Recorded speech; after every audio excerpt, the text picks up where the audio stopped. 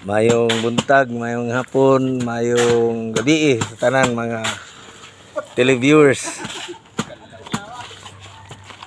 Nihanap po kita karon sa site ni Engineer Dio Lugo.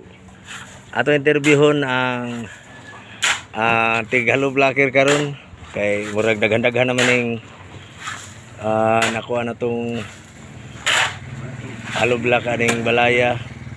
Ato pautanon ning tig-halo block nga si kinsa kay pangalan mo sir? Vincent. Si Vincent. Vince. Mga pila na kahalo block aning balaya nga nimong nakuan. Ang imuhang na buhat ani. Mga pila na kabuok.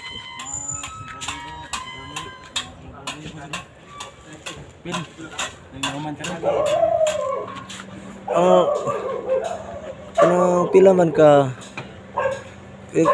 kada project ni engineer ingon ani ba inyong ginabuhat kanang naga special jud mo og halo block dili kay ano ni kanang scientific nga request good na mura ni nga balay nga ang buhat ang halo block.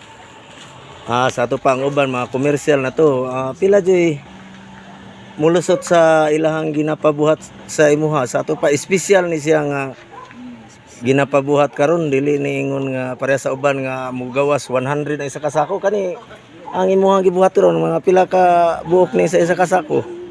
80 ang lusot sa isang sako ni. Pila? 80 to 60. Aligon day no nya. Mga pila pa pud ni ka kuan, pila pa pud ni ka buok. Ay pila ka adlaw ni siya bago magamit ning mga nadir nga mga 1.5 gamit na ni siya. 4-5 mo na mapile na. Mga pila ka buok mahurot ani bago mahuman ni balaya, pila ka lublak. Ini 3 kapil karon ni kay nako ni ba. Di ay. So mga average ka og pila imong mahurot sa isa ka adlaw pod magkuha kag halublak. Sako. Mao ba? Nya okay ra ba sa imong kung kuan? Ginahanglan dyan nagbutag molasses no? Butag molasses.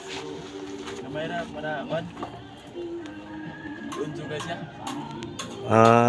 Ug wa di molasses unsa may mahitabo? Okay lagi apong god. Mas jud butang gamay. Kanon kay panbut kanang humuk ba dugay kay magamit.